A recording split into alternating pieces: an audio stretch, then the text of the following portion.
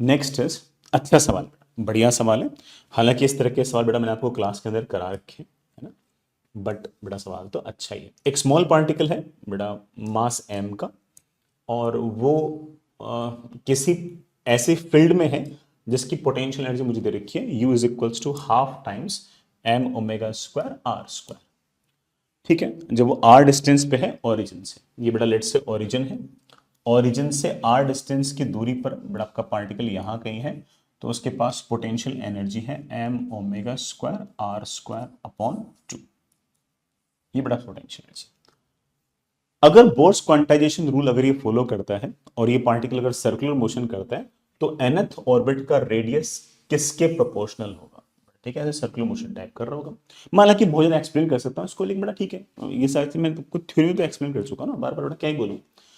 Main मुद्दे पे आते हैं। अगर ये आपके पास पोटेंशियल एनर्जी है, तो फोर्स जो होगा it will be minus del u by del are.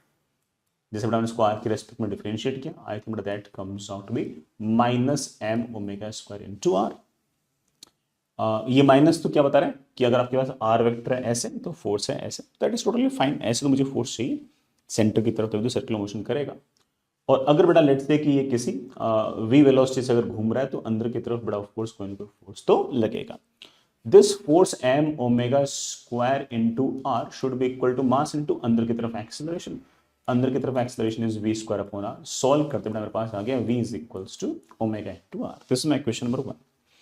दूसरी इक्वेशन बेटा तुम जानते हो, सवाल में बोल रखा है कि angular momentum quantization rule hold करता है, सही है। एंगुलर मोमेंटम क्वांटाइजेशन क्या कहता है कि सेंटर के about angular momentum m v r जो होगा it will be always equals to n h upon 2 pi. This is my question number 2। बस हो गया बेटा सवाल, डन है।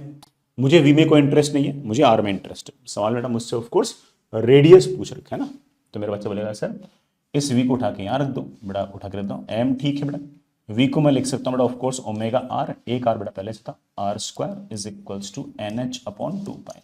मुझे आर का बड़ा कोई पूरा एक्सप्रेशन तो निकालना नहीं है, मुझे तो आर का एन के साथ प्रोपोर्शनलिटी चेक करना है। तो r square is directly proportional to n, तो इसका मतलब r is directly proportional to root of n. There must be some option like that, that comes out to be 1। ठीक है।